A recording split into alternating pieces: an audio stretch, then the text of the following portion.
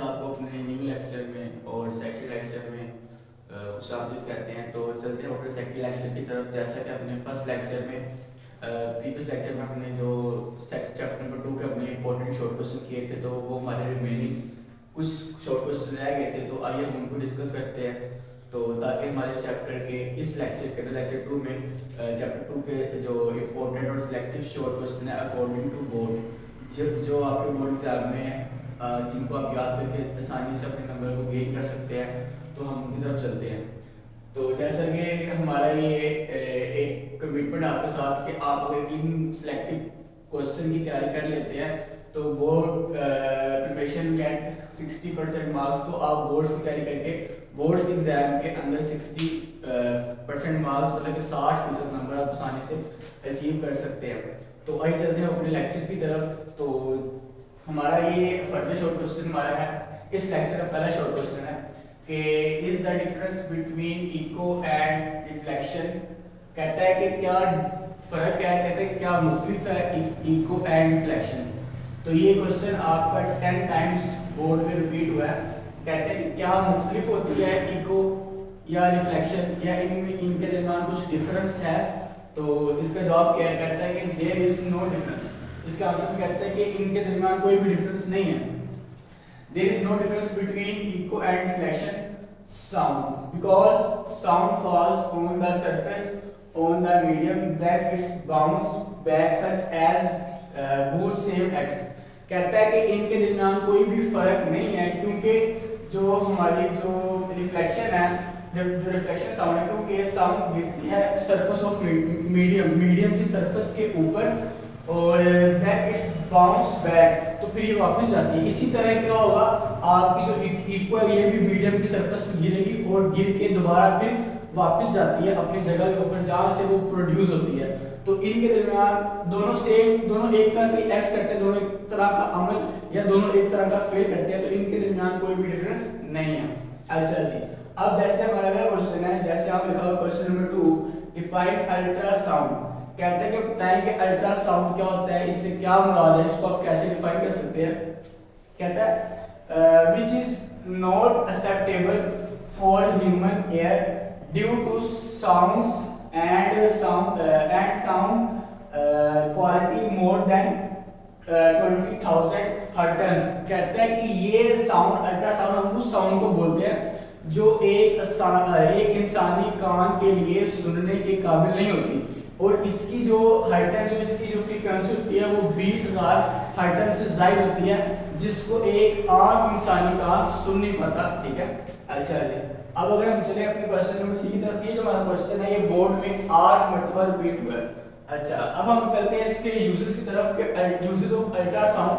Ultrasound का इस्तेमाल कहाँ पर होता है और किस किस जगह पर होता है। ज़्यादातर इसका इस्तेमाल हम मेडिकल फील्ड में करते हैं। इसकी यूज यहाँ पे क्या कहते हैं, which is used in medical field. हम इसको इस्तेमाल करते हैं मेडिकल फील्ड के अंदर। नंबर 1 है which are used to diagnosis and treat different alignment. ठीक है, कहता है इसको हम इस्तेमाल करते हैं शिनाख्त करने के लिए और ट्रीटमेंट करने के लिए। किसके लिए? ट्रीटमेंट करने के लिए डिफरेंट अलाइनमेंट्स की। अच्छा जी, फिर कहता है which is used to remove blood clots formed in the arteries. कहते हैं इसको हम इस्तेमाल करते हैं जो ज़रात या जो ब्लड के पिवंदे जो आपकी आर्टरीज में जम जाती हैं, उनको उनकी ब्लॉकेज खत्म करने के लिए भी हम अल्ट्रासाउंड वेव्स का इस्तेमाल करते हैं। अच्छा जी, अब हमारा जो थर्ड का पॉइंट है, कहता है which is used to get picture of thyroid gland. कहते हैं इसको हम इस्तेमाल करते हैं किसकी पिक्चर लेने के लिए? थायराइड ग्लैंड की। ऑपरेट के ड्यूरिंग द ऑपरेट या उसके दरमियान हम ये क्या करते हैं, उसकी पिक्चर्स को गेट करने के लिए हम अल्ट्रासाउंड वेव का इस्तेमाल करते हैं। क्वेश्चन आपका 12 टाइम्स बोर्ड में रिपीट हुआ है। आगे हम चलते हैं अपने क्वेश्चन नंबर 4 की तरफ। जैसे कि define sound in different way. कहते हैं कि आपने साउंड, अच्छा ये क्वेश्चन आपका इंपॉर्टेंट है लेकिन बोर्ड में कम टाइम आया है बाकी क्वेश्चंस की निस्बत, ये सिर्फ 3 टाइम रिपीट हुआ है। क्या पता वो इस साल आपको ये क्वेश्चन अटेम्प्ट करने के लिए पेपर में दे दे।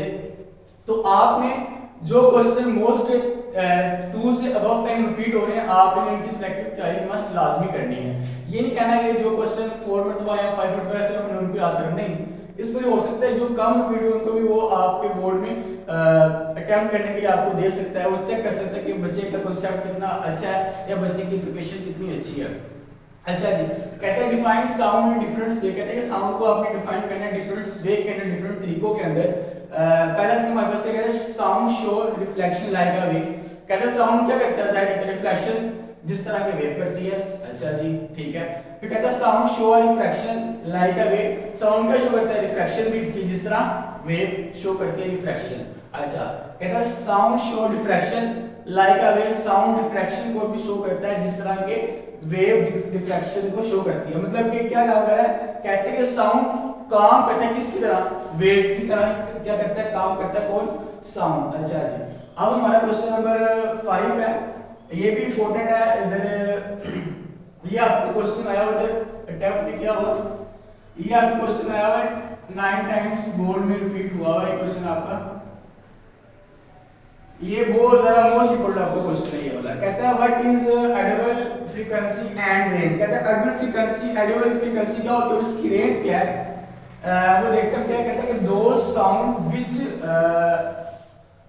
ये यहाँ पर डबल अटेम्प्ट हो गया था। कहता है दो sound which is acceptable for human ear and it range is 20 hertz to 20,000 hertz, कहता है ऐसा साउंड जो एक्सेप्टेबल होता है, जो एक आम इंसानी कान के लिए, जो एक इंसानी कान के लिए होता है एक्सेप्टेबल होता है, और उसकी रेंज क्या होती है 20 हर्ट्ज से लेके 20,000 हर्ट्ज, इसकी क्या रेंज है। इसे क्या बोलते हैं, ऑडिबल फ्रीक्वेंसी, और ये उसकी रेंज नीचे अटेम्प्ट, ये आपको जस्ट एमसीक्यूज भी आ सकता है। अच्छा, अब इसका क्वेश्चन नंबर 6 है, इंपॉर्टेंट है, ये एग्जांपल दी हुई है आपकी बुक के ऊपर 11.1 एग्जांपल है, और ये आपने लाजमी करने, नीचे मैंने वीआईपी भी लिखा हुआ है, ये वेरी इंपॉर्टेंट आपकी एग्जांपल है, इसको आपने लाजमी प्रिपेयर करना है शॉर्ट क्वेश्चन के लिए। अच्छा जी, तो यहाँ पे हमारे चैप्टर नंबर 2 के शॉर्ट क्वेश्चन कंप्लीट हो गया। अब लेक्चर नंबर 3 में हम important long question chapter number 2 के और कुछ न्यूमेरिकल्स जो पॉइंट ऑफ बोर्ड या जो अकॉर्डिंग टू बोर्ड इंपॉर्टेंट है उनको हम डिस्कस करेंगे। तो अगर आपको हमारी ये वीडियो अच्छी लगे, वीडियो को लाइक शेयर, चैनल को सब्सक्राइब लाजमी करें। तो अब मिलते हैं नेक्स्ट वीडियो में, तब तक के लिए अल्लाह हाफिज़।